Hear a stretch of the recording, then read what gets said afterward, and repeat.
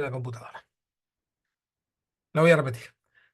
Algunos ya eligieron los libros que van a presentar, otros todavía no. Les aconsejo que lo hagan a partir de la semana que viene. Ya vamos a empezar a que cada uno presente el libro que preparó. ¿Sí? A partir de la semana que viene, mañana les voy a poner el, la lista de los libros. Vamos a hacer aproximadamente tres por día. Así que va a ser relativamente breve cada presentación, ¿sí? Va, breve más o menos, porque es una hora y media, tienen media hora cada uno sin ningún problema. Después que terminan, hago algún tipo de aporte. Eso es a partir de la semana que viene. Yo les voy a avisar. Y así que bueno, Ramón eligió Corintios, ¿sí? Digo, ya peli, que queda para él. Bueno, Fe, sí, consulta. Digamos, ah, iba, aprovecho a preguntar. ¿Primera y segunda sería? sí, sí, la vemos como una, porque si no, no van a entrar todas. Ujú. Si podés, aunque sea un pantallazo, no, no hay que detallar, aunque sea un pantallazo general, la comunidad y etcétera. Listo, listo, listo. Vale. Bueno. Hola Andrea, bendiciones, bienvenida. Hola, bendiciones para... Vamos a arrancar justo en este momento, llegaste justito. Hoy vamos a ver Romanos. Eh, ahí estamos. Ya, Romanos. Carta a los Romanos es la primera que está en el orden del Nuevo Testamento, pero no es la primera que se escribió, como ya vimos, creo que en la primera clase. Es la última carta sin duda auténtica de Pablo. Acuérdense que algunas cartas que firma el apóstol Pablo, algunos autores sostienen que en realidad no pudo haber sido el apóstol Pablo, sino que es alguien que escribió en nombre del apóstol Pablo. Sea que fuera el apóstol Pablo o no, Romanos es la última que se escribe, es digamos la más antigua, sin que nadie dude que es Pablo. ¿Sí? Por eso puse, es la última carta sin duda auténtica de Pablo, ¿no? Lo importante es sin duda, porque las otras no es que no son de Pablo, sino que hay dudas. Eso sería todo. Bueno, le escribe a miembros de una iglesia que no fue fundada por él. Pablo no fue a Roma. Hasta entonces, mejor dicho, no había fundado iglesias en Roma, sería ese el concepto. Una iglesia que no conoce y en donde no lo conocen personalmente. Y esto lo sabemos por la misma carta a los romanos, ¿sí? Porque dice, anhelo conocerlos, ¿sí? Me gustaría conocerlos. Es decir, que es claro, o sea, esto no es que hace falta estudiar mucho por afuera para entender o darse cuenta que es una iglesia que no conocía. ¿Sí? El origen de la comunidad cristiana de Roma es completamente oscuro, es decir, no tenemos muchas certezas del origen de esa comunidad, es decir, quién fundó esa iglesia. Sabemos que no la fundó Pablo, porque en Romanos él dice que quiere conocerlo, por lo tanto Pablo no, pero no sabemos quién la fundó. No se sabe ni cuándo ni por quién llegó a Roma la fe de Cristo. Pudo haber sido por medio de judíos romanos que habrían sido ganados para la fe durante su peregrinación a Jerusalén, ¿no? Recuerden que una vez por año, en Pascua, pero también en algunas otras de las fiestas más importantes, hay cinco fiestas importantes, habían cinco fiestas importantes, donde se peregrinaba, es decir, se iban de distintos lugares a Jerusalén a celebrar la fiesta. Entonces lo que dice, bueno, tal vez algunos judíos que vivían en Roma, hayan ido a Jerusalén para alguna fiesta y ahí conocieron la fe de Cristo y cuando volvieron fundaron la iglesia personas que eran romanas ya en sí, no judíos romanos. O por misioneros judeo-helenistas del círculo de Esteban. ¿Se acuerdan que Esteban era uno de los diáconos que habían nombrado porque las viudas griegas o helénicas o eh, no judías, ¿no? Porque era o sos judío o sos griego, ¿no? La antítesis de judío es griego, aunque no sea griego en sí, pero es como hablar del mundo en esa época, era hablar de griegos o helenistas.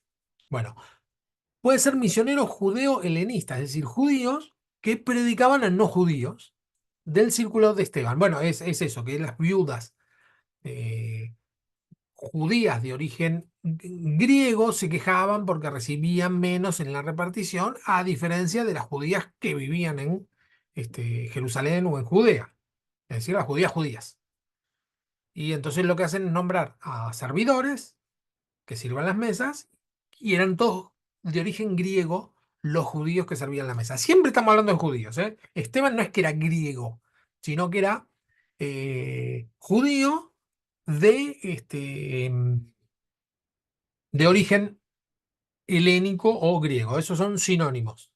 Puede ser se puede decir helénico o griego, es lo mismo. Hay un documento que se llama De Romanos, el documento más antiguo que atestigua la existencia de la comunidad cristiana de Roma. Se deduce que a mediados de los años 50 había en Roma una comunidad cristiana florecente. Es decir, que hay un documento externo a la Biblia que ya nos dice que en el año 50 es muy, muy, muy pronto. Año 50 es la, la época de las primeras, los primeros viajes misioneros, ¿sí? Bueno, ya habría una comunidad ahí en Roma. Así que la comunidad tenía casi la misma antigüedad que las comunidades que Pablo había predicado. Bajo el reinado de Nerón, los cristianos son ya un grupo conocido y diferente e independiente de la sinagoga. Nerón, ¿se acuerdan quién era Nerón? El- Era un emperador que estaba recontrachiflado y que él quería hacer una gran obra, entre comillas, dentro de su imperio. Entonces, es el que se le adjudica que haya prendido fuego en la ciudad de Roma, y le echó la culpa a los cristianos, es decir, a la secta judía cristiana, ¿no? Lo interesante que le haya echado la culpa a los cristianos es que ya en ese momento, en la época de Nerón, muy, muy, muy incipiente el cristianismo, ya se lo consideraba distinto al judaísmo, ¿sí? Si bien dentro del judaísmo era una secta judía, el cristianismo, para afuera, para el romano, para el imperio romano, ya lo veían como otra corriente religiosa totalmente distinta, el cristianismo. Y por eso, bueno, les adjudican que el Imperio Romano no lo prendió fuego Nerón, sino que lo prendieron fuego los cristianos. Eso no, esa forma de hacer política de Nerón, de llevar a cabo el imperio, lo usaron casi todos los dictadores en todas las épocas, que es mandarte las macanas y echarle siempre la culpa a otro, ¿no? Buscar lo que se llama el famoso chivo expiatorio. Bueno, yo, que de hecho el término chivo expiatorio es una referencia a la ofrenda que expía de pecados, entonces se mata al chivo para no matar al pecador, ¿no? Buscamos a otro a quien echarle la culpa. Bueno, ya Nerón hacía eso de, de buscar a unos cualquiera que no tenían nada que ver, pero la gente los conocía poco, y como los conocía poco, era fácil echarle la culpa. Nerón llega a implicarlos en la política estatal como seguidores de una religión exótica y sospechosa, y atribuirles el incendio de Roma para desviar la indignación general contra su propia acción, ¿no? Nerón prende fuego a Roma, a la gente como que no le gustó, obvio, y entonces, bueno, buscaron a ver a quién le podemos echar la culpa, y le echaron la culpa a los cristianos.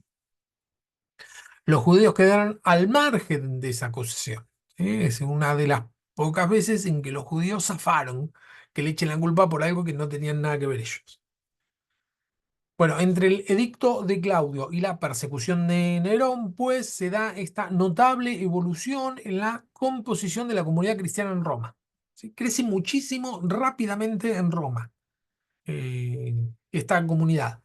Es por lo que se sospecha que es técnicamente imposible que la haya fundado Pedro. porque em, en Roma, porque Pedro se supone que o estaba todavía en Jerusalén cuando invaden los romanos Jerusalén en el año 70, o salieron con las primeras persecuciones, ¿no? Con los discípulos que salieron y empezaron a predicar en todos lados. Para esa época ya había una iglesia en Roma. Es decir, que si bien Pedro sí es muy probable que haya ido a Roma y que haya sido el principal en la iglesia de Roma, no lo fundó. Cuando hablamos de principal, hablamos de lo que después se llamó, mucho tiempo después se llamó el Papa, ¿no? Papa, que quiere decir padre en latín o italiano.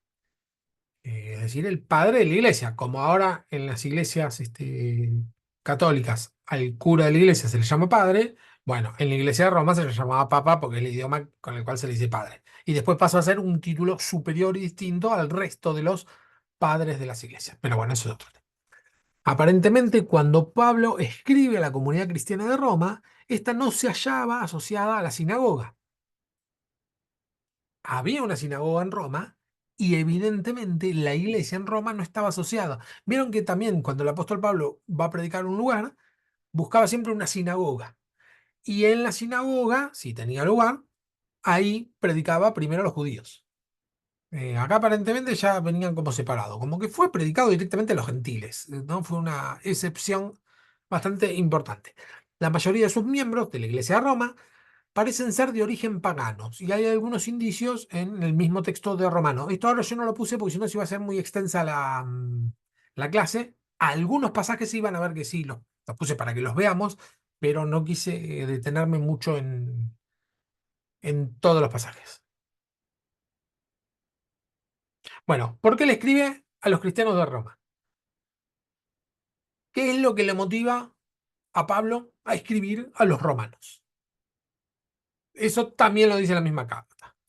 Pablo manifiesta claramente su viejo deseo de visitar la comunidad de Roma, eso está en el capítulo 15, pero más que en orden de cumplir esa aspiración, el anuncio de su visita tiene que ver con que el apóstol da por concluida su misión en el hemisferio oriental del Imperio Romano y quiere iniciar ahora una misión hasta el extremo del occidente, ¿sí? Ya había terminado en Oriente, que digamos, si nosotros lo vemos en el mapa, es el del lado derecho, y ahora quiere ir para el lado izquierdo, ¿no? Quiere llegar hasta el extremo que es España. Y eso lo dice en la misma carta ahí en Romanos 15. Dice, bueno, mi intención es ir a España, y lo que quería era pasar por Roma, y que lo reciban ahí en Roma y estar un tiempo en Roma.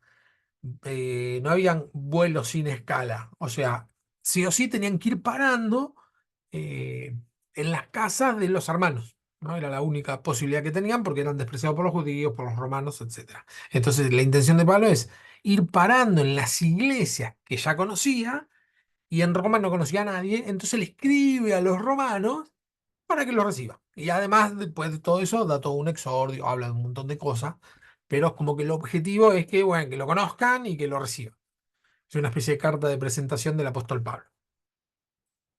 Lo que pretende con esta carta es que la comunidad de Roma, la más importante de Occidente, lo apoyara en esta empresa y le sirviera de base de operaciones para emprender esta nueva etapa misional.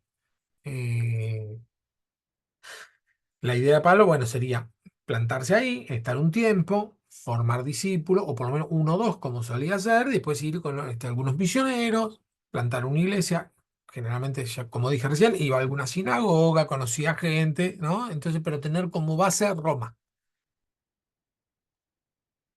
Romanos 15 dice así: tanto que desde Jerusalén y en todas las direcciones hasta Ilírico he dado el cumplimiento al Evangelio de Cristo, ¿no? Desde Jerusalén, digamos, la base que él tenía era en Jerusalén. Mas ahora, no teniendo ya campo de acción en estas regiones y deseando vivamente desde hace muchos años ir donde vosotros, cuando me dirija a España, ¿no? Ahí está bien claro que la intención era ir a España. Y es re interesante porque es una persona, Pablo, vemos el carácter de Pablo, que no tenía ganas de quedarse a que lo idolatren en sus iglesias, ¿no? Porque lo que suele pasar es que si un apóstol s- planta una iglesia, la iglesia crece, lo tiene como referente a él, entonces bueno, cada vez que va lo reciben bien, es una especie de ídolo en ese lugar, que lo tratan recontra bien y qué sé yo. Bueno, la idea de Pablo no era quedarse ahí, no era quedarse en lo simple, sino que bueno, ya terminé acá, ya planté todas las iglesias, ahora alguien tendrá que ayudarle en el crecimiento. Pero esa ya no es mi misión es plantar iglesias, entonces ahora terminé con Oriente, me voy para Occidente. Dice así, sigue en Romanos 15, pues espero verlos al pasar y ser encaminado por vosotros hacia allá después de haber disfrutado un poco de vuestra compañía. Bien claro. Mi idea es, bueno, estar con ustedes, pasar un tiempo con ustedes y después seguir hasta España. Precisamente por esto se atreve a escribirlo, a pesar de no ser la de Roma, la iglesia de Roma, la iglesia fundada por él. No era la iglesia fundada por él, pero se atreve a escribirle porque necesitaba esa especie de base de operaciones. Esto constituye una rara excepción en la praxis paulina, es decir, en la práctica de Pablo, pero no tenía en ese lado del imperio ninguna comunidad suya a la que pudiera recurrir. ¿Sí? Es una cosa rara, no solía hacerlo, pero bueno, como no tenía ninguna comunidad que él haya fundado, bueno, excepción y lo hace. Dice así Romanos 15, 14 al 16. Por mi parte estoy persuadido, hermanos míos, en lo que a vosotros toca, de que también vosotros estáis llenos de buenas disposiciones, henchidos de todo conocimiento y capacitados también para amonestaros mutuamente. Sin embargo, en algunos pasajes os he escrito con cierto atrevimiento, como para reavivar vuestros recuerdos en virtud de la gracia que me ha sido otorgada por Dios. De ser para los gentiles, ministro de Cristo Jesús, ejerciendo el sagrado oficio del Evangelio de Dios, para que la oblación de los gentiles sea agradable, santificada por el Espíritu Santo. Antes de iniciar la nueva misión, tiene que ir a Jerusalén a llevar la colecta. Recuerden que bueno, es una de las epístolas donde menciona la colecta, está ahí también en Romanos 15, que es para ayudar a los de Jerusalén porque la estaban pasando mal. Acontecimiento con el que concluirá su misión en Oriente. Es decir, que la misión de Pablo la termina o la pensaba terminar con la gran ofrenda a, a Jerusalén. Eh, Jerusalén que está en Oriente, ¿no? Obvio. Puesto que Pablo escribe esta carta poco antes de partir hacia Jerusalén, se presume que a Romanos fue escrita desde Corintio, donde, según Hechos 20, pasa 3 meses inmediatamente antes de emprender el viaje de esa colecta. ¿Sí? Ahí en Hechos dice que, bueno, que tuvo 3 meses ahí en Corintio y bueno, antes de emprender el viaje de la colecta, o como quieras llamarlo, las dádivas para los santos, dice Reina Valera, ¿no? Las dádivas son esas donaciones, limosna, como quiera traducirse, ¿no? Una colecta, una vaquita, diríamos nosotros, estaban haciendo para la gente allá de Jerusalén. Se estima que se trataría del año 56 o 57 después de Cristo. Romanos es, por tanto, la última carta de Pablo que ha llegado hasta nosotros. Se dicta a un tal Tercio, ¿no? Ahí en Romanos 16 dice que porque Tercio es el que la escribe, ¿no? Pablo se la dicta a este Tercio. La carta es una detenida presentación y justificación del Evangelio Paulino, fundamento de la misión que ahora concluía, de la que dentro de poco pensaba comenzar, puesto que era justamente ese evangelio tan combatido por sus adversarios judaizantes, lo que veíamos un poco la semana pasada, lo que estaba en el trasfondo del gesto de la colecta. Romanos 15, 30 y 31 dice: Pero os suplico, hermano, por nuestro Señor Jesucristo y por el amor del Espíritu Santo, que luchéis juntamente conmigo en vuestras oraciones, rogando a Dios por mí, para que me vea libre de los incrédulos de Judea y el socorro que lleve a Jerusalén sea bien recibido por los santos. No estaban bien las cosas con los de Jerusalén. Y entonces lo que dice, bueno, ustedes oren, les suplico que oren porque cuando yo lleve la ofrenda, que la puedan recibir. ¿No? No están pidiendo para que cuando vaya le den algo a Pablo, sino que bueno, yo voy a llevar algo espero que la puedan recibir, porque estos judíos no querían, no aceptaban, no lo veían, que el Evangelio sea para los no judíos. ¿Sí? Ellos suponían que el Evangelio de Cristo tenía que ser para los judíos solamente. Como Pablo tenía el llamado a los gentiles, es decir, los no judíos, estaba muy rechazado por los judíos. Porque nosotros a veces lo vemos en el libro de Hechos, dice, bueno, se reunieron ahí en Hechos 15, se reunieron en el concilio en Jerusalén, y entonces Jacobo y los principales dijeron, bueno, está bien, les dejamos que prediquen a los no judíos. Parece que lo resolvieron enseguida, pero como todos nosotros que conocemos la realidad, una cosa es lo que se dice y otra cosa es cómo lo siente la gente, ¿no? Una cosa es que los principales de Jerusalén digan algo y otra cosa el resto cómo lo siente. Si el resto eran judíos fieles que trataban de cumplir con la ley y amaban a Cristo y sabían que la salvación venía por Cristo porque Él era el Mesías, no les entraba en la cabeza que Cristo era el Mesías judío para no judíos. Es muy difícil de entender. Em, Quería también, además de la oración, respaldo de la comunidad de Roma para su azaroso pero crucial viaje a Jerusalén.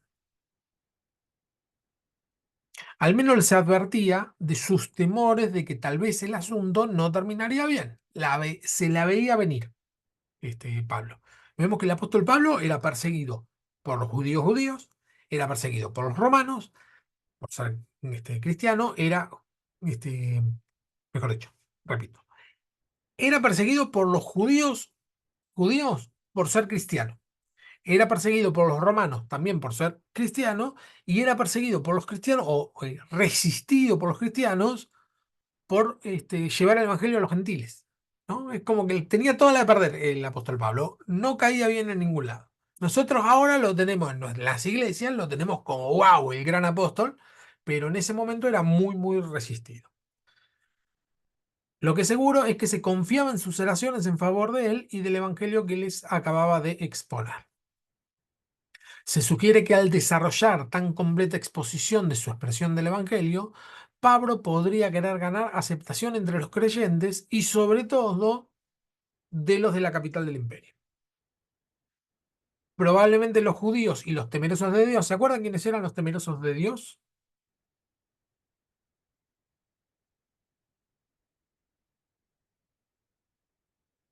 No se me duerman. ¡Vamos! ¡Despierten!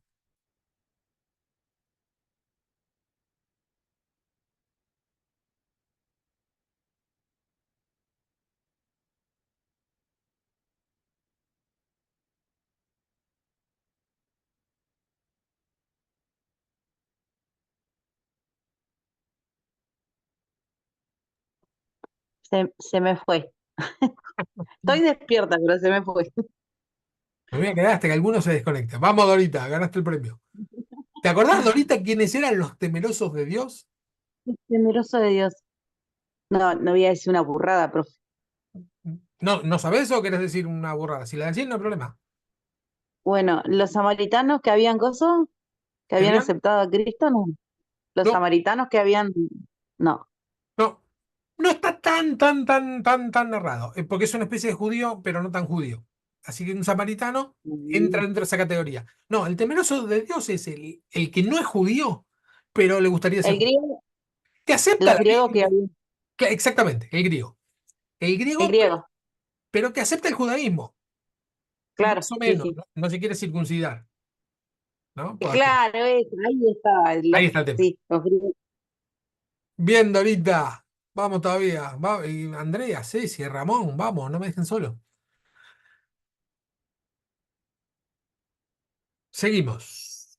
Estoy leyendo bien. Probablemente los judíos y los temerosos de Dios de la comunidad cristiana de Roma se habrían sentido desconcertados por las ideas de Pablo sobre la justificación. Esto en Roma, en la epístola de los romanos, lo explica, el tema de la justificación. Es decir, ¿quién está justificado? ¿Quién es salvo? Sería. Sobre la justificación, sobre la Torá mosaica y sobre Israel. ¿no? Porque para el judío la justificación es por medio de cumplir con la Torá. Pero el apóstol Pablo tenía otra postura que en el libro de Romanos lo plantea perfectamente, abiertamente. Bueno, un poco vamos a ver la estructura del libro. Romanos sigue varios modelos de composición, lo podemos ver desde tres puntos de vista. Uno es una carta, empieza con la mención de los destinatarios y termina con una despedida. La noticia envía saludos. Por eso uno le dice, bueno, si es una carta, no cabe duda que es una carta, porque empieza la mención a los destinatarios, Pablo, a los hermanos de Roma, y termina con una despedida. Bueno, le manda saludos, fulano, ahí menciona tercio y qué sé yo. Entonces, da toda la impresión que si es una carta, se la puede leer como una carta, como una epístola. Conserva el tono dialogal, se expresan deseos, peticiones, exhortaciones, tal cual una carta estándar de la época. Pero también puede ser un verdadero discurso, porque tiene partes o estructura de un discurso también. Cada unidad argumentativa está generalmente compuesta por una propositio o proposición, se llama así dentro de lo que es el discurso helénico, es decir, un enunciado que Pablo trata de aclarar, precisar, explicar, fundamentar, justificar mediante una probatio, una prueba. Eh, Perdón, yo dije helénico, pero es latín, ¿sí? Dentro de los argumentos romanos, la forma de enunciar un discurso romano es con esto, ¿no?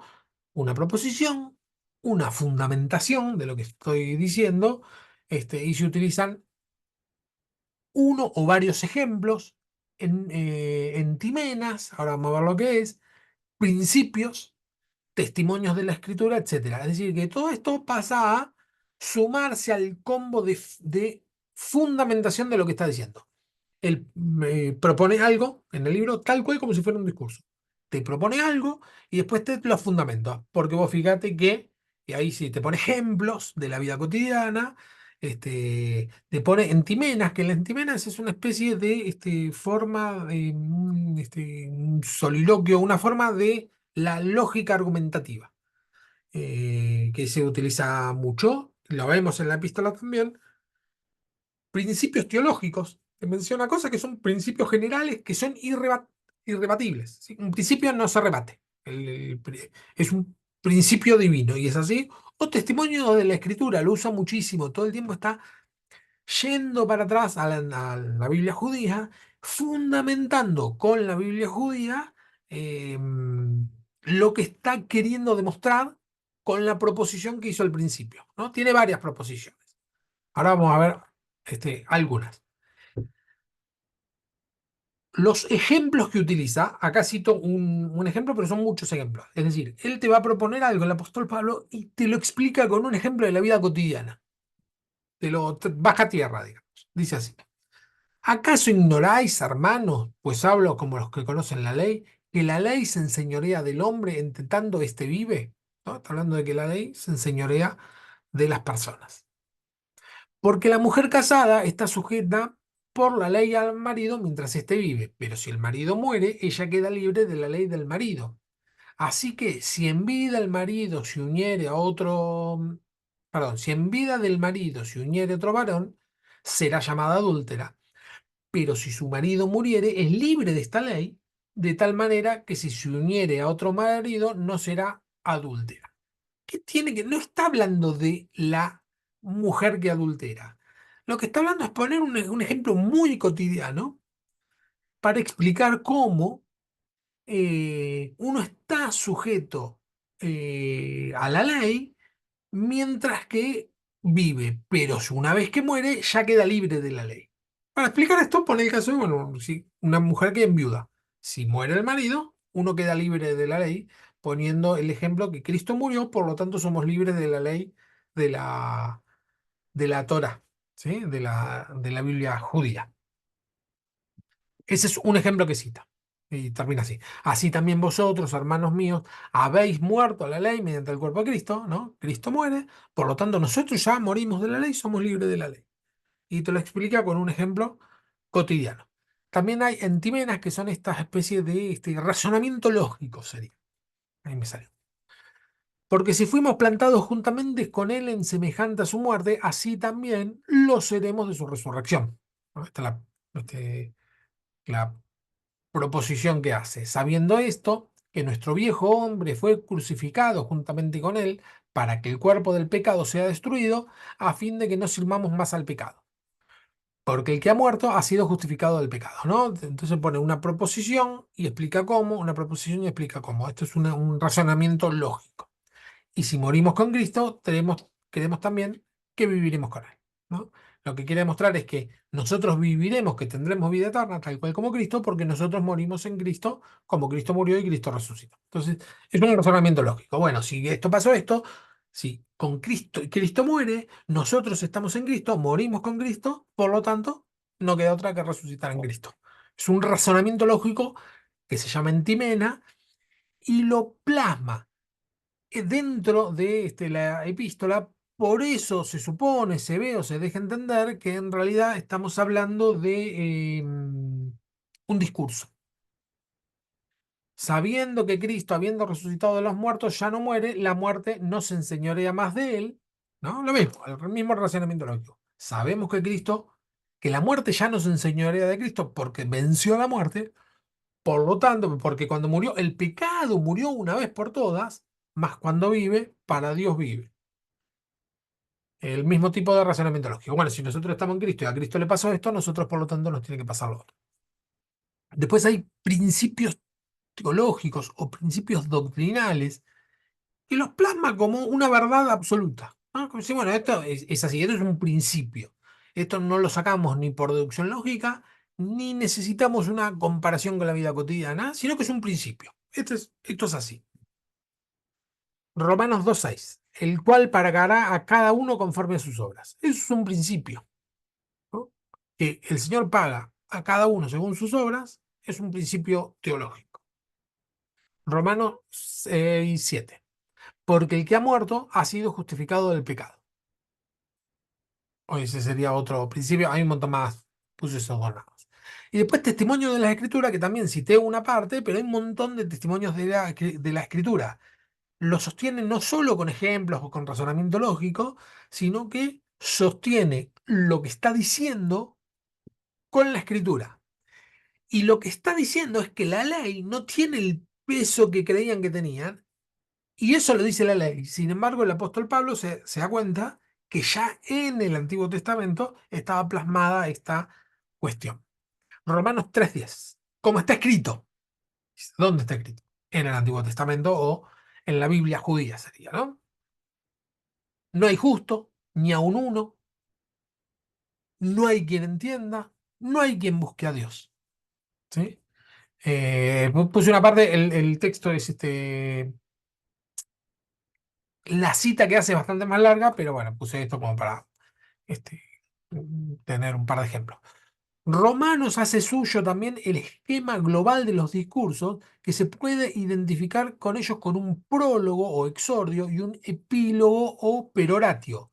Es decir, los discursos suelen tener o solían tener un prólogo y un epílogo. Una especie de introducción antes de todo el discurso y una conclusión, un final que sería el epílogo o el peroratio, de donde surge la palabra peroratio. ¿Sí? Que sería el final. Finalmente, Pablo emplea otro principio de composición, los paralelismos que combina los dos precedentes, epistolar y discursivo. Es decir, que hay tres formas de entender la epístola a los romanos. Una es que es una epístola, la segunda es que es un discurso dentro de una epístola. O sea, una epístola es una epístola porque sí se la envió, pero el punto es que, ¿cuál sería la diferencia de la concepción 2? Es que el apóstol Pablo escribe un discurso y después se la envía a los romanos, ¿no? Pone una introducción, se la envía a los romanos, pero toda la parte del discurso era para los romanos y para cualquiera, ¿no? Se la envía a los romanos y después le dice, bueno, sí, yo lo que quiero es ir, con esto me van a empezar a conocer un poco, mi idea es ir porque cuando voy a ir a España, etcétera. Y la tercera manera de entenderlo es que es una mezcla de los dos, que es lo que acabo de decir. Es, bueno, Pablo tiene un discurso y ese discurso lo combina con una epístola y la envía a los romanos. Esta es la estructura de la epístola. Arranca con un saludo, después con un exordio, o sería el prólogo, después la probatio se llama en legislación o en discursos latinos, que serían lo que va a exponer. Judíos y griegos justificados solo por la fe, sería la primera. Y la vida nueva y la esperanza de los bautizados, sería la segunda parte de la primera, y después tenemos el segundo gran tema, Israel y las naciones y el futuro de Israel. Estos serían los dos temas principales, si sacamos el exordio.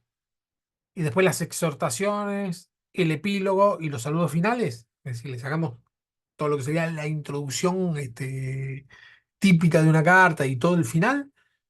Lo central del discurso es: judíos y griegos son justificados por la fe, y, por lo tanto hay una vida nueva y una esperanza de los bautizados. ¿Qué quiere decir los bautizados? De los no judíos, ¿no? Ese sería el gran primer tema, y el otro segundo gran tema es Israel y las naciones y el futuro de Israel. Esos dos temas son los centrales dentro de la carta, si lo miramos como si fuera un discurso. Pablo quiere explicar cuál es el evangelio que enseña, cuál es su contenido, cuáles son sus efectos, sus finalidades, sus destinatarios, etcétera. Va a proceder de manera serena y bastante orgánica. Esta diferencia, ¿se acuerdan de Gálatas? Que estaba efervesciente el apóstol porque eran sus pichones. Los Gálatas era su iglesia a la que él había fundado y se supone que le daba su impronta. ¿Cuál era la impronta de Pablo? Lo que dijimos recién, que él le predicaba a los gentiles, es decir, para Dios no hay diferencia entre griegos y judíos. O sea, no hay diferencia de personas, ¿no? Cada uno responde conforme a cómo le responde a Dios. Cada uno da cuenta conforme a qué tipo de respuesta le da a Dios y no conforme a la sangre, la herencia, hijo de quién es. Ese sería la gran marca que tiene el apóstol Pablo.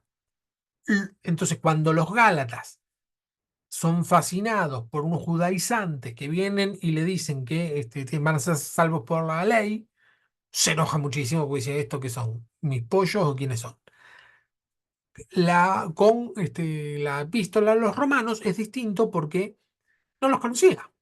Hay gente que no conocía, y bueno, es como que uno a veces eh, no involucra tantas las emociones cuando ve algún problema fuera de su propia casa, ¿no? Uno ve un problema fuera de su propia casa, por ahí se preocupa, como el apóstol Pablo, escribe, trata de aclarar, pero no se involucran las emociones.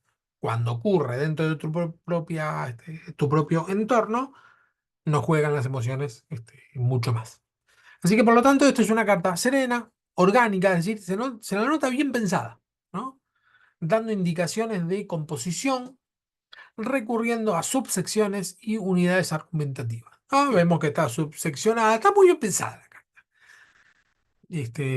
Y hay argumentos, ¿no? No es que lo dice porque sí, no, él no sale con la autoridad de ser Pablo, sino que da argumentos o fundamentados en el Antiguo Testamento, o en la lógica, o en los ejemplos diarios, etcétera, como vimos recién. De aquí el gran valor teológico del texto. Es una de las epístolas más ricas en cuanto a contenido teológico, ¿no? Es bien, como dice el mismo apóstol Pablo, es alimento sólido, ¿no? Hay que estar bien, bien preparado para poder sacarle el mayor de los provechos. No quiere decir que alguien que no esté preparado no le saque provecho, porque la Biblia siempre le sacamos provecho. Estemos recontra preparados, más o menos preparados, nada preparado, porque es palabra de Dios. Pero cuanto más preparado está uno, más la analiza a fondo, bueno, más provecho le saca. Al final del proemio, o de la primera parte, el prólogo, apunta el tema que irá desarrollando progresivamente a manera de tratado a lo largo de todo el cuerpo de la carta.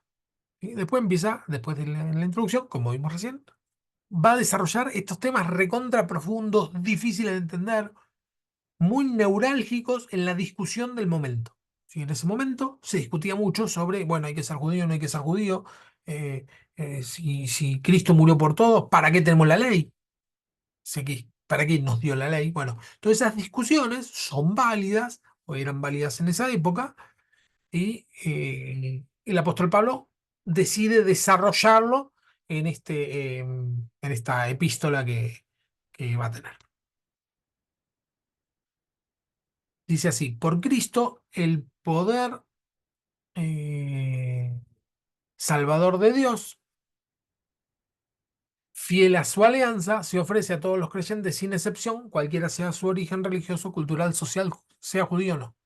Esto es lo principal de la epístola, ¿no? Es, bueno, el poder salvador de Dios se le ofrece a todo creyente sin excepción, ¿no? Lo que dije recién.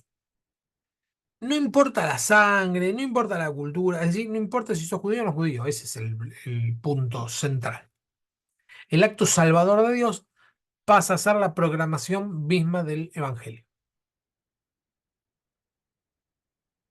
Pablo quiere mostrar que el judío y el griego están en la misma situación por lo que respecta a la retribución y al juicio divino.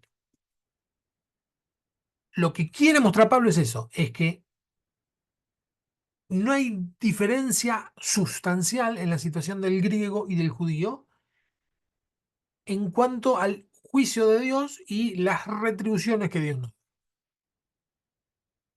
Va a partir de los principios, expectativas, categorías y eslóganes de quienes no pueden admitirlo, es decir, los judíos, para concluir en un primer paso argumental que los seres humanos que han rechazado a Dios y sus justicias, descrito en 1.19, son inexcusables. Es decir, no tienen excusa. Dice, justamente esa es la frase con la que se traduce.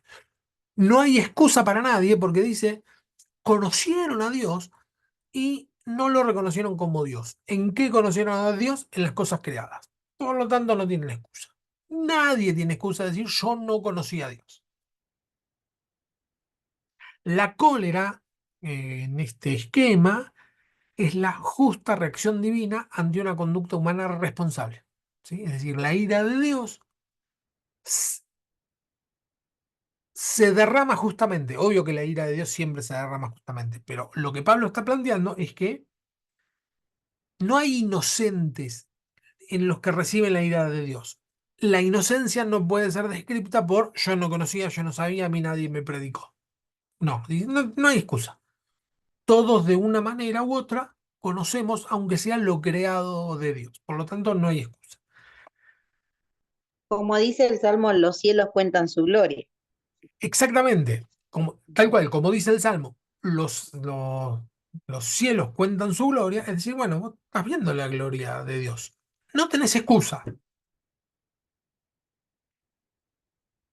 No, suele haber mucho con el tema de la excusa, suele haber mucho con las personas que son lastimadas en las iglesias y se van de la iglesia y empiezan a renegar de Dios y dicen, no, porque no me trataron bien.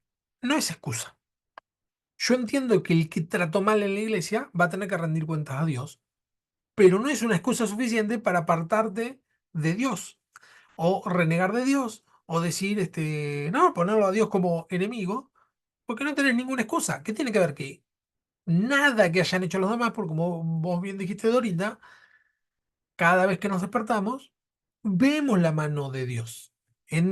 Sobre todo, bueno, todo el mundo tiene algo que ver de la mano de Dios, pero ya con solamente de que nos despertemos bajo un techo, es un privilegio, ¿no? La verdad es que nosotros no hicimos nada para nacer en la familia que nacimos y haber alcanzado con esfuerzo o sin esfuerzo, haber alcanzado lo que tenemos, es porque estuvo a nuestro alcance. Y ese a nuestro alcance está en la mano de Dios, ¿no?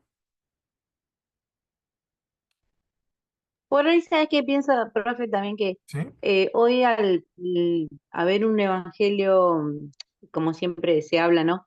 Tan en algunos, no en todos, en algunos lugares, tan humanístico, ¿no? Se habla de tan desde de lo humano, de las emociones, entonces por eso también la gente se ve tan afectada, porque la gente espera del hombre continuamente, ¿no? O sea, visualiza al pastor, al líder, al hermano, entonces yo siempre les sé decir a mis hijos, pase lo que pase, no tiene nada que ver Dios en esto, son decisiones o son cosas de hombre, o son nuestras decisiones, pero yo creo que al estar fomentado tanto por ahí el evangelio, o estar visto, o predicado, o enseñado, no sé cómo decirlo, como tanto desde lo humano a veces, desde esas perspectivas de que involucran tanto las emociones, así también viene la decepción después, y la gente como que no puede, y más si no ha tenido como una experiencia, no sé, cómo decirlo, una convicción firme en el Señor, bueno, viene todo esas ideas que hoy está, viste, que hoy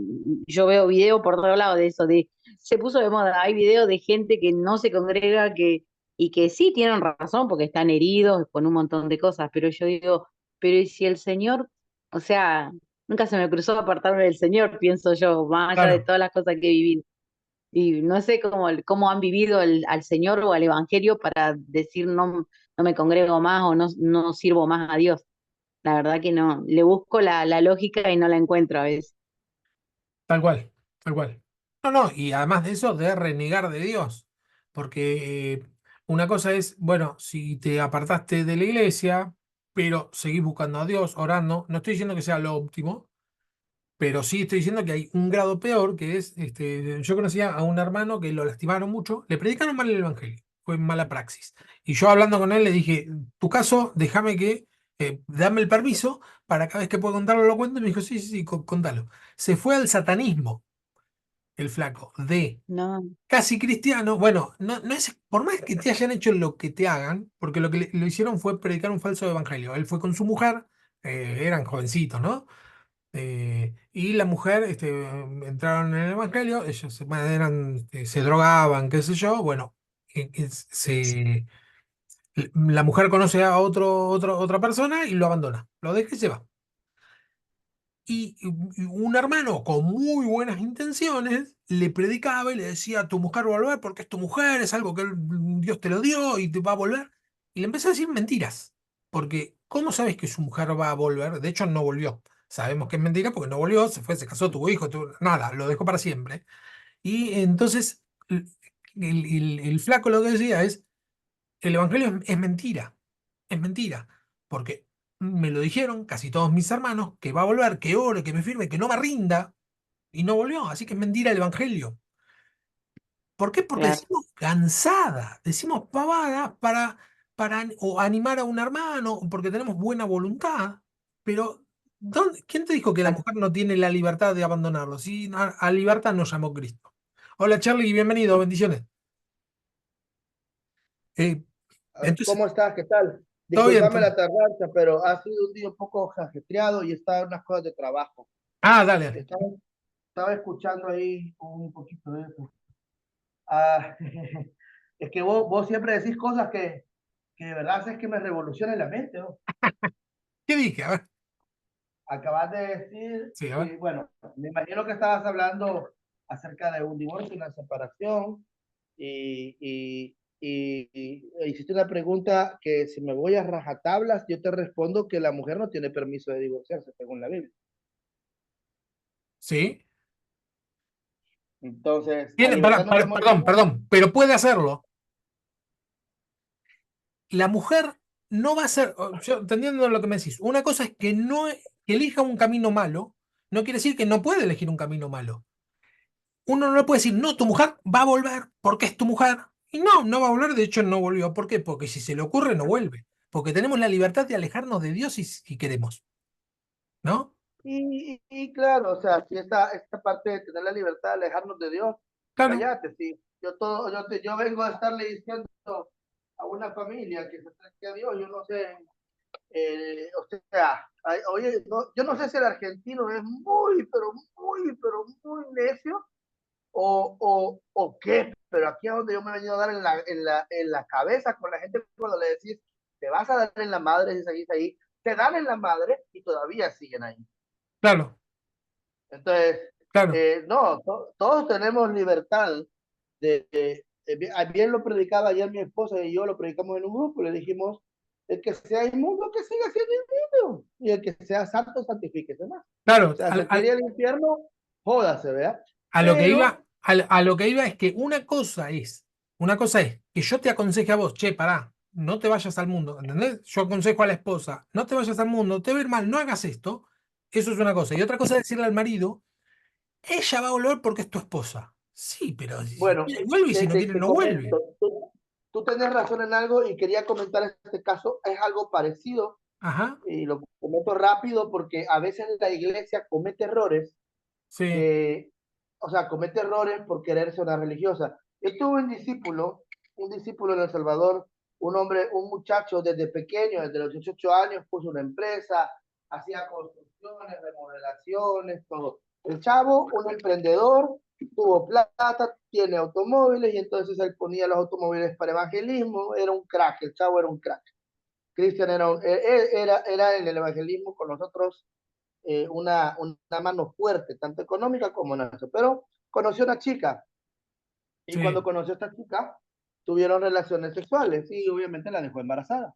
sí, La chica tenía, o sea, eh, ya estaban como que peleándose porque parecía que a ella le gustaba a otro y cosas así, o sea, como dicen en República Dominicana, ya tú sabes. sí, Entonces, el detalle es que lo obligaron a casarse, porque como venía un bebé, y yo me senté sí, con el pastor y yo le dije claramente al pastor, pastor, ella no lo ama. O sea, ella no lo ama y usted, es cierto, quedó embarazada, es cierto, viene un bebé, pero le estoy diciendo que de aquí a unos 3 o 4 años tal cual, tal cual. se van a divorciar. Y entonces lo que estamos haciendo es amargando la vida de ellos. O sea, usted va a atar a Cristian, a Susana, Susana ya se acostó con otro chico, quiere estar con otro chico, sí está embarazada de él porque se acostó con él, pero va a amarrarla y si usted los amarra, la Biblia dice que hasta que la muerte los separe. Así que si ellos se divorcian, ya entra a ser responsabilidad suya. Y bueno, como siempre, tengo la virtud de que no les gusta como, o sea, cuando digo las cosas muy a la Biblia, ¿verdad? Sí, Entonces, eh, terminó casándolos. ¿Y qué pasó? Tuvo 2 hijos con ella, pero de que la quedó embarazada. Pero ¿qué terminó pasando? Él adulterando, ella adulterando y claro. divorciado. Ah, ¿para ¿Ya? qué? Sí, tal cual. Pa- ¿Para para, qué? ¿Para qué? Por eso, creo que lo más importante es la predicación tiene que ser predicar a Cristo y lograr que las personas se encuentren con Cristo y que maduren en Cristo. Y después, el resto de las cuestiones, uno de forma personal, tratar de elegir el mejor camino que tiene por Y delante. que sea, Pero, y que sí, sea el Espíritu Santo quien traiga convicción de pecado, ah, rectitud y juicio. exactamente. Exactamente, porque si logramos que nuestros discípulos o las personas que estamos discipulando o evangelizando, si logramos que se encuentren con Cristo y sean llenos del Espíritu Santo, el Espíritu Santo se va a ir encargando de ir añadiendo metas o ítems, ¿no? Por ir alcanzando lo que hace con nosotros. Y bueno, ahora tenés que lograr esto, ahora tenés que lograr eso, nos va guiando. Siempre y cuando, fundamentado la palabra, todo. Ahora, pero si yo digo algo para hacerlo sentir bien a la persona y le digo un disparate, Claro, es como, yo lo que sí, quería seguirle la conversación ahí a Dorita, que cuando las personas salen lastimadas y se apartan de la iglesia, es porque a mí siempre se me viene a la mente la palabra porque no lo conocieron. Porque cuando realmente uno conoce verdaderamente a Jesús, lo conoce a Dios, conoce la obra del sí, Señor, no lo puede abandonar por más que en la iglesia te hayan tratado mal y vos te hayas alejado. No podés claro. alejarte nunca del amor de Dios. El que verdaderamente lo conoció a Dios y lo conoce no se puede alejar nunca. Por eso es como también estás diciendo vos de que hay muchas personas muchos pastores que predican almáticamente, Sí, le predican al alma, no le predican al espíritu.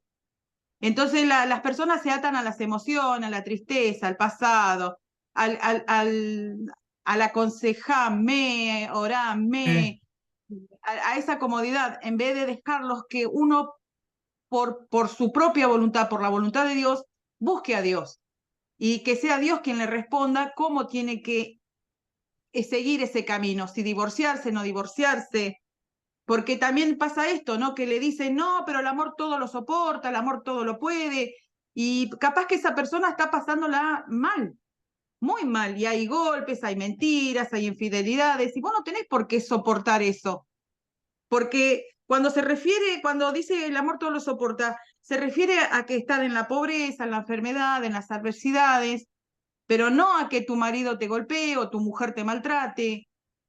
Yo creo que va por ese lado, ¿no? No, Y uno tiene que... sí, es un pasaje que también se suele sacar de contexto porque lo solemos leer Claro, en los casamientos. Y en realidad de lo que habla es que del amor de Cristo que tenemos, todo lo espera, todo lo soporta, todo lo puede, pero está hablando del amor. No es que vos vas a soportar porque amás a una persona. No, no es que Andrea Fernando va a soportar. No, no, el amor todo lo soporta, el amor todo lo puede. Está hablando de la virtud del amor en sí, sí, ese sí, pasaje. Sí, sí, sí, tal cual. Entonces, a y eso yo digo, bueno, quería... claro. Entonces, basado en lo que me lo está diciendo aquí nuestra querida hermana, Dios tendría que mandarnos al infierno por cada uno de los pecados que hicimos. Porque ¿por qué nos tiene que soportar nuestras rebeliones, nuestras Ahí está, tonterías? claro, claro, tal cual. ¿Ah? Y ¿Por el qué nos tiene que amor todo lo soportar? soporta. Sí, sí, tal cual, tal cual, tal cual. ¿Ah? O sea, el detalle es el siguiente, mira, el detalle es el siguiente. El amor ágape es un amor que está por encima de todos los errores humanos, o sea, el amor de Dios. Y nos guste o no nos guste, Dios nos llama a amar así. O sea, el problema es cuando nosotros queremos manejar las cosas a nuestra manera. Obviamente, si está, porque yo he tenido ese tipo de consejería, si está viviendo con un hombre golpeador, Claro. o sea, vos sugerís no la sugerís, porque de donde yo vengo, hermanos, no hablamos en medio de humo, nosotros decimos las cosas directas. Sí, Entonces, nuestra cultura es, mira, ¿qué te pasa? ¿Te agarró sífilis? Sí, ¿qué andabas haciendo? Fornicando. Entonces, deja de fornicar. Anda a claro. pedirle perdón a Dios, deja de fornicar, porque la próxima vez puede ser otra cosa. Voy a orar por vos para que Dios tenga misericordia, pero deja de pecar. No andamos con tanta decoración. Entonces, en el caso de lo que a mí me pasó, yo le dije, sepárese. La separación es ¿cómo se llama? Una opción cuando hay golpes. Sepárese. Sepárese, pero yo nunca a una mujer, nunca le dije divorcies. Porque le guste o no, en la época en la que estamos, estén o no estén de acuerdo, se revuelquen en el hígado y les duela con ácido, Jesús, el Dios, le da solamente al hombre la autoridad de divorcio, porque el hombre es la cabeza. Estamos en una época en donde se rasgan las vestiduras y dicen, no, nosotros también. Bueno, entonces usted no es bíblica, usted es femibíblica, pero no es bíblica, ¿ok?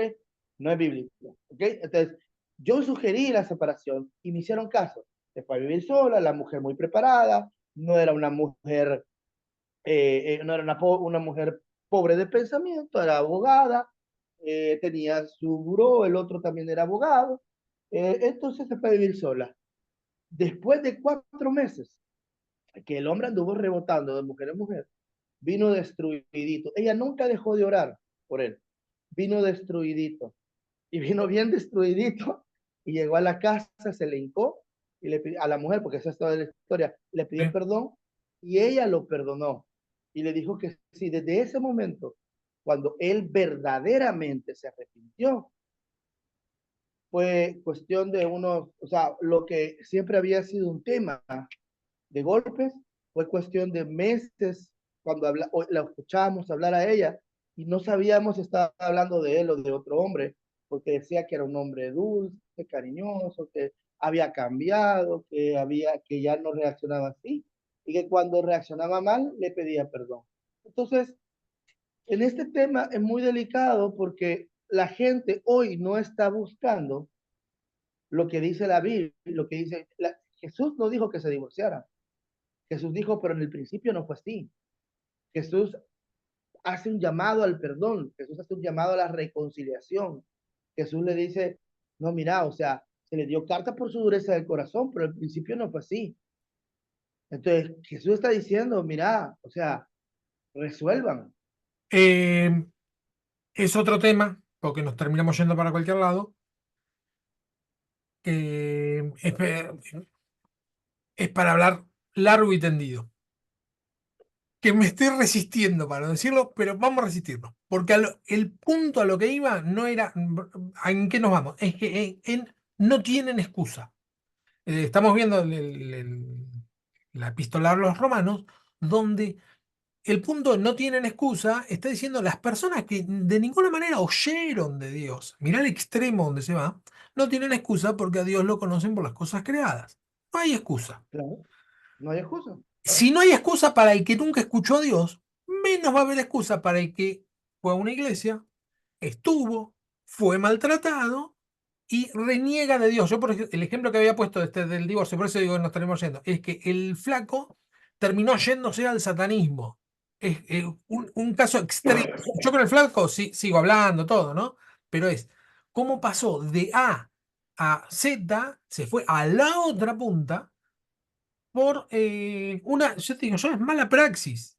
El evangelista que le habló le dijo cualquier cosa menos te presento a Cristo, o confiar en el Señor, crece espiritualmente, no te obsesiones, porque el flaco se había obsesionado con esta mujer, no te obsesiones, en Cristo estás completo, no necesitas a tu mujer para estar completa, sí que sería mejor, pero Cristo es el que nos completa.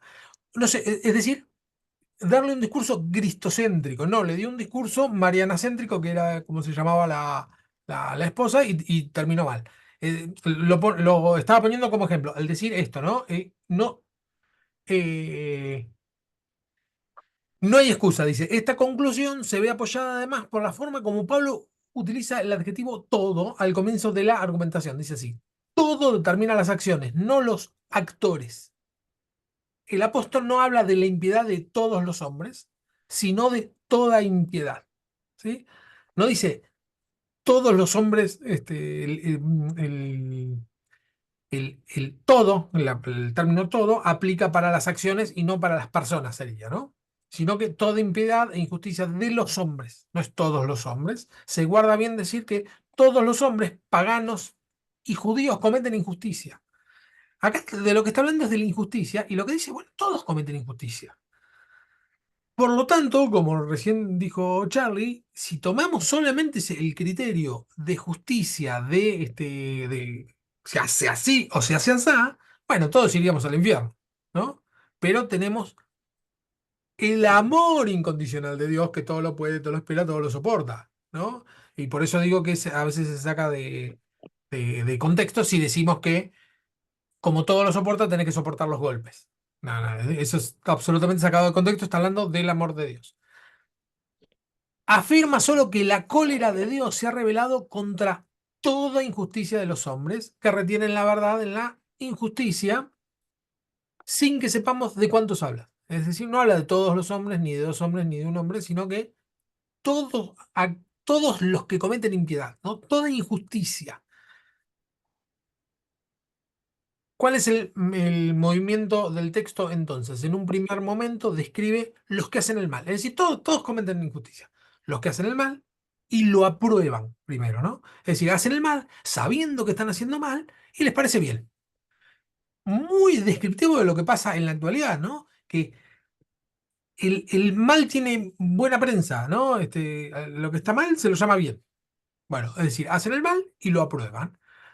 Pero no se trata de toda la humanidad, ya que a partir del 2.1 habla de los que desaprueban y juzgan a los primeros, pero hacen lo mismo, ¿no? Los grupos serían así. Por un lado, el que hace maldad dice, qué bien que estuvo. Y hay otro grupo que dice, qué mal que está, pero hacen lo mismo. Entonces no tienes Ya eh, basta. no tiene importancia que si decimos está bien o está mal, si bien los divide en grupos, pero ambos quedan desaprobados. Porque el punto es cómo nos comportamos, ¿no? ¿Qué es lo que decimos? Si decimos bonito o no decimos bonito, sino nuestra conducta, eh, eh, eh, nuestra integridad, digamos, ¿no? Entre lo que decimos y hacemos. Romano 2, del 9 al 15, habrá castigo divino para todos los que obran mal, lo aprueben o no. Es decir, los que hacen mal y dicen, esto está re bien, va a haber castigo. Bueno, fíjate que yo siempre, porque Romanos, yo sé que sí, habla de los del mundo y habla de los cristianos, pero sé que está haciendo una carta que va dirigida a los cristianos en Roma. Entonces, siempre me he preguntado, y hay partes de la Biblia que lo aprueban, pero ya cuando te metes en los hilos de la salvación, ahí también hay que tener cuidado para opinar, ¿verdad? Sí, Pero siempre me he preguntado yo si a la larga un pastor, por ejemplo, que permite un matrimonio homosexual y se para públicamente a decir, hola, ¿saben qué? No, si Dios ama a todos, Dios los ama a ellos y bueno, hay que amarlos y dejarlos servir porque Dios los acepta tal como son. O sea, cuando vos manejas, yo sé que varios aquí van a decir, y no es cierto, no es que Dios los acepta tal como son, yo les diría, no, lo primero que le va a decir Dios es arrepiéntanse y dejen sus malos caminos. Al infierno van almas, o sea, van personas, no van hechos, no van ideas ni van acciones, van personas. Entonces, cuando un pastor sea cristiano, nacido de nuevo, aprueba e impulsa actividades pecaminosas, también puede ser cortado por Dios, según Romanos. claro, tal cual. Porque aprueba acciones pecaminosas. Es verdad. Entonces tenemos que comenzar a analizar todos nosotros qué parte de nuestra doctrina o nuestra forma de pensar no está de acuerdo a la Biblia, porque hay muchos de nosotros que manejamos el amor de Dios como que fuera Walter Mercado. No sé si se acuerdan quién era Walter Mercado, No, ¿no? no, Walter Era, Mercado. era un vidente mexicano, no sé si ya murió, Ah, mira. que salía siempre, ¿verdad? Dando como palabras así como un horóscopo, y de pronto al final decían, y recuerden que están con Walter Mercado y ustedes tienen que tener mucho, pero mucho amor. Entonces, él es una alusión a decir que nosotros varias veces tenemos un evangelio tan permisible, pero tan permisible, que la gente no se convierte. La gente va a la iglesia, pero no se convierte. La gente ha Claro, perdido el temor. un poco lo que habíamos hablado, ¿te acordás en la materia, en una materia que vos habías subido un video con respecto a si la gente se va a divertir, decía un pastor, ¿no? Que, ¿te acuerdas que lo habíamos debatido? Que es, bueno, si la gente va a la iglesia y se divierte, bueno, hay algo que está fallando, porque en realidad uno tendría que ir y arrepentirse en la iglesia. Es un poco lo habíamos debatido, que es, en un punto estoy de acuerdo, el tema es hasta qué extremo llevamos nuestro discurso, porque en realidad el que convence de pecado, como dijo Andrea, es el Espíritu Santo. Nosotros no vamos a convencer a nadie por más que digamos, pero sí, bueno, la forma que tenemos o lo que predicamos, me parece que tiene que ir como hacía Jesús, ¿no? Que es, ya llegaste acá, un poquito más acá. ¿No? Con el Sermón del Monte lo vemos, ¿no? Hoy oyeron que fue dicho tal cosa y yo les digo, y es un poquito más, es decir, siempre hay un poquito más, una milla más, un poquito más. Entonces es interesante los que predicamos, sea desde un púlpito o personalmente, entender cuál es el estado en que está la persona o las personas que están recibiendo el mensaje y pretender llevarlas un poquito más allá.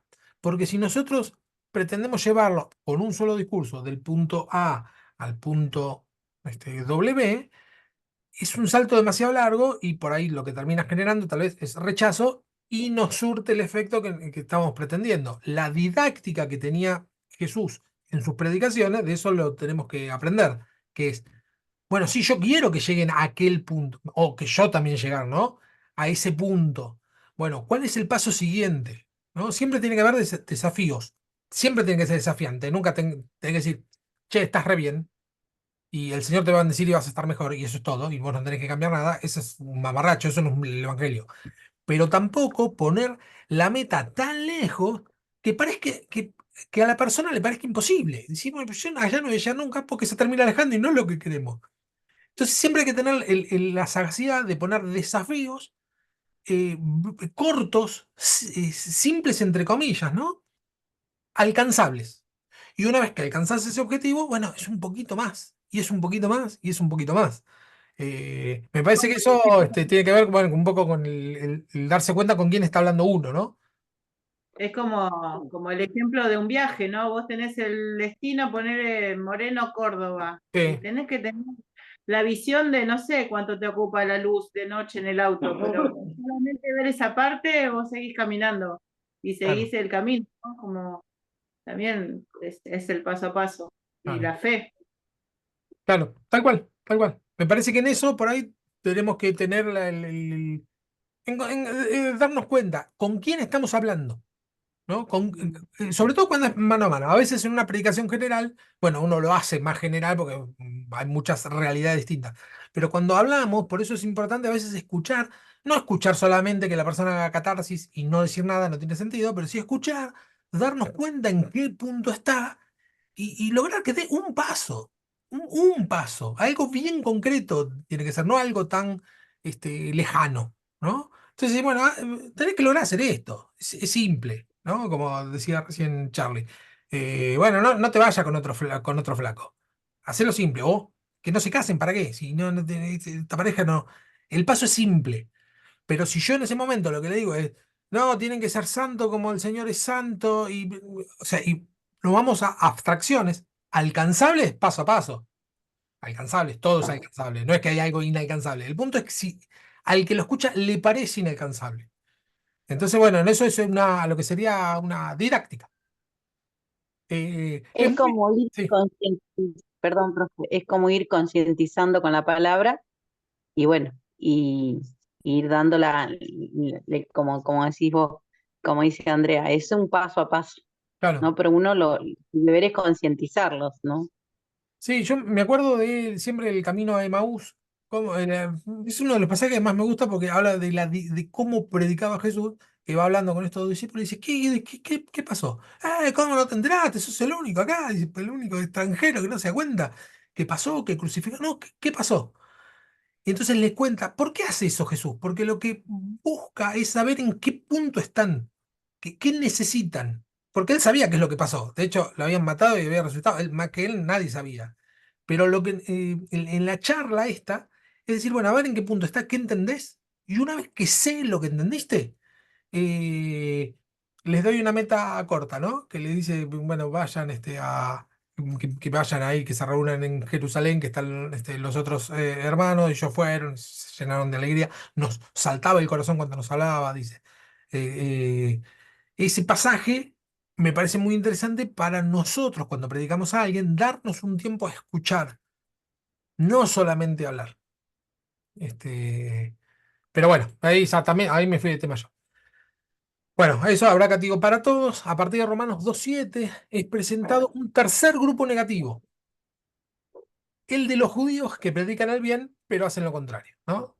De esos también los conocemos. Pablo se propone hacer ver en las categorías recibidas de judíos y griegos no son tan tajantes como las que se pretenden. El griego circunciso de corazón es judío secretamente y el circunciso en carne puede ser incircunciso de corazón. Esto Pablo lo dice muy bien, muy claro, es que no importa lo exterior, sino que lo que importa realmente es que uno puede ser circuncidado internamente. ¿Qué importa todo lo de afuera? ¿No?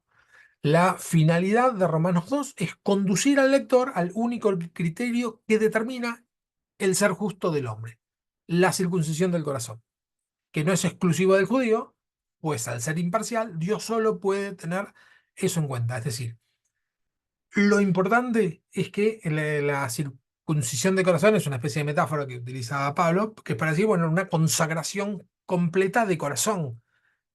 Lo de la carne es irrelevante. Romanos 2:8 dice así. Pues no está en el exterior el ser judío, ni el ser circuncisión la externa, la de la carne. El verdadero judío lo es en el interior y la verdadera circuncisión, la del corazón, según el espíritu y no según la letra. Es que quien recibe de Dios la gloria ese es quien recibe de Dios la gloria y no de los hombres. ¿sí? La gloria, entre comillas, de los hombres sería el ser judío, circuncidado al octavo día, hebreo de hebreo, ¿no? Lo que decía el apóstol Pablo, fariseo, etcétera. Bueno, esa es la gloria del hombre.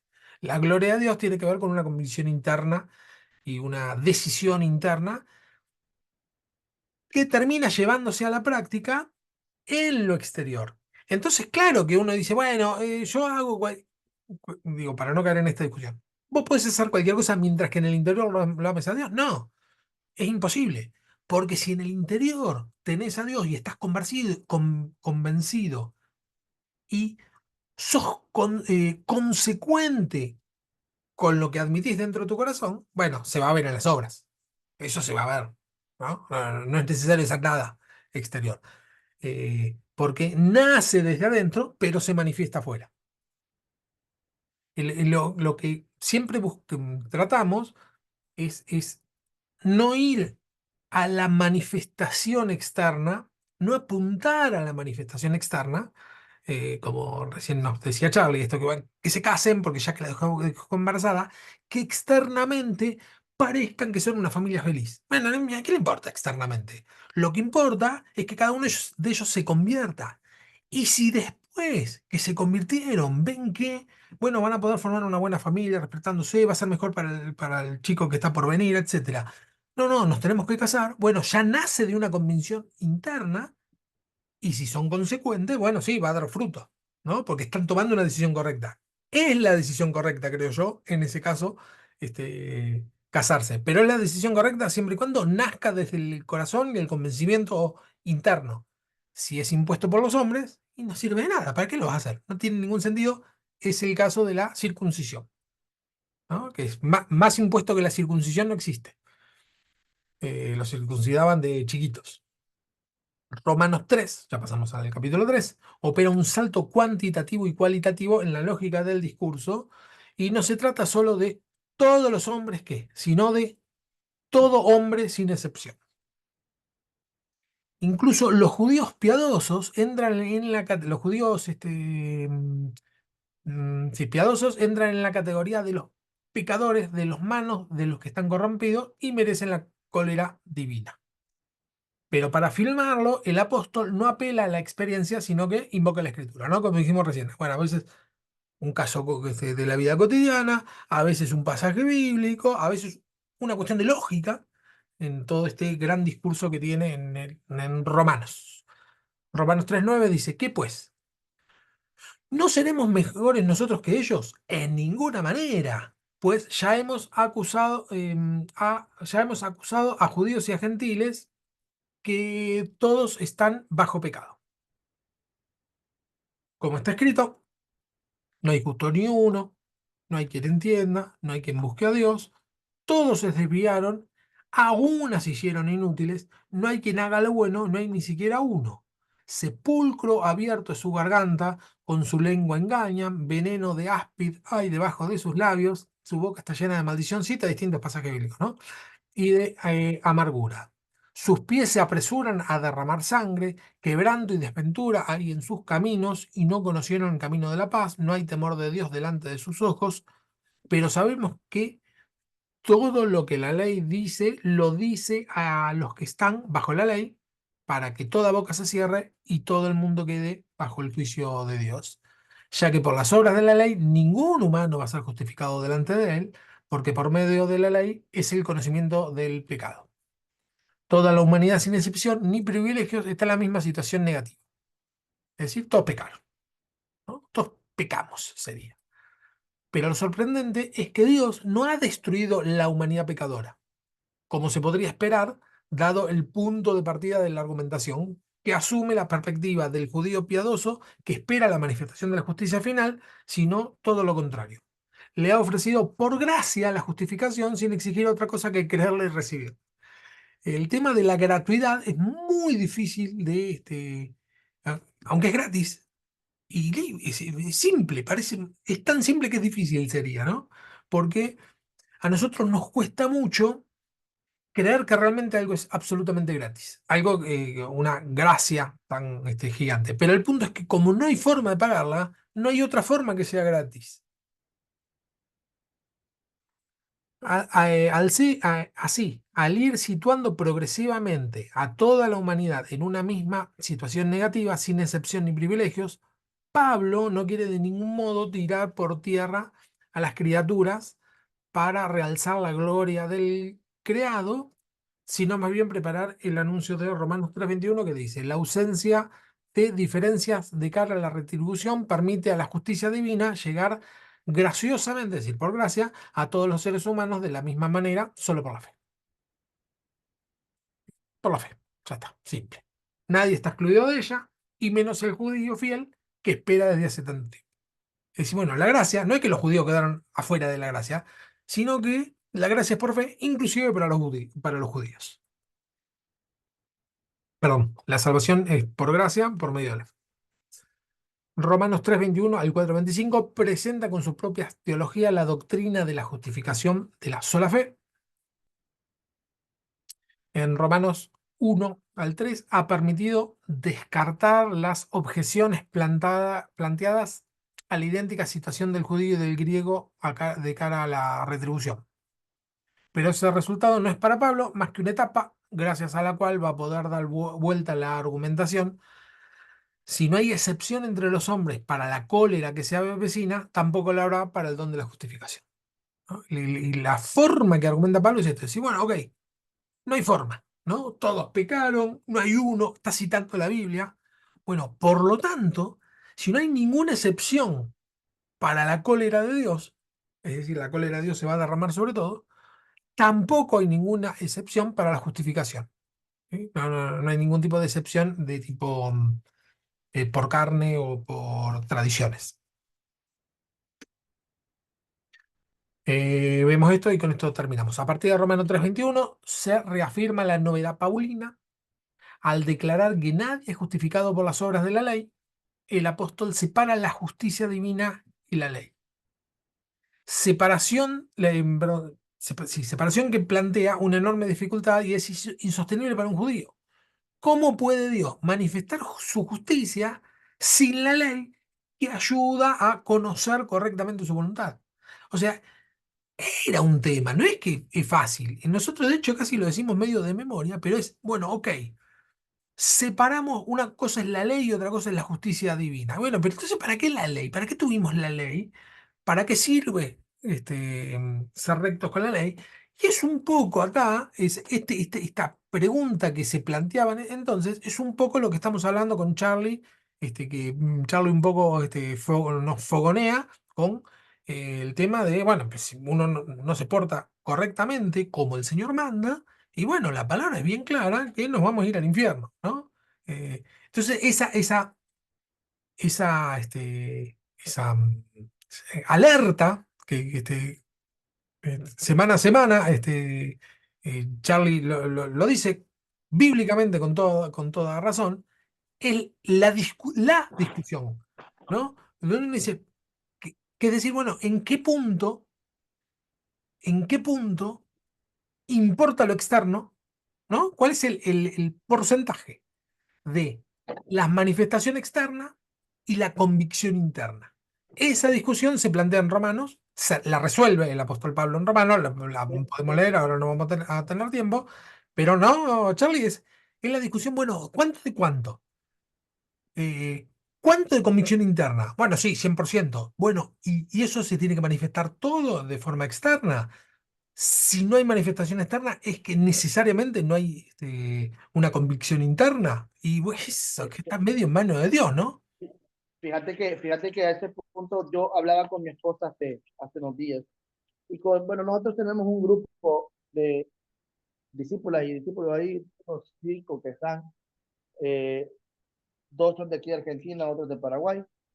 Entonces, pero a veces encontramos en algunos de ellos un manejo del evangelio, pero bien adecuado al ser humano. Pues no, pero es que si Dios te ama, ¿verdad? Como que Él no te va a castigar, que Él sabe. Y yo les dije algo a ellos, y dije, miren, vámonos a las épocas antiguas, vámonos a la época de Jorge Raskin, vámonos a la época de Ye Ávila, vámonos a la época cuando se levantaba Jimmy Swaggart y le decía a todos los católicos, idólatras, que se vayan al infierno, que van allí. adoran demonios, que no sé qué, como la gente corría al altar y se convertía, y de ahí salieron muchas grandes conversiones, o sea, gente verdaderamente convertida. Ahora vengamos a esta época donde te están diciendo, no, si Dios te ama, Él sabe cómo soy, Él te acepta, porque la época donde queremos tal vez no dañar a las personas y queremos hablar del Evangelio de una manera más linda, ¿verdad? Como para no ofender o no dañar. Y si hacemos una estadística, hoy se están convirtiendo en menos gente. Hoy hay muy poca gente que se acerca a Dios. Y yo creo que el problema de eso se radica en que la gente no le tiene temor a Dios porque prácticamente no le estamos enseñando a la gente a tenerle temor a Dios.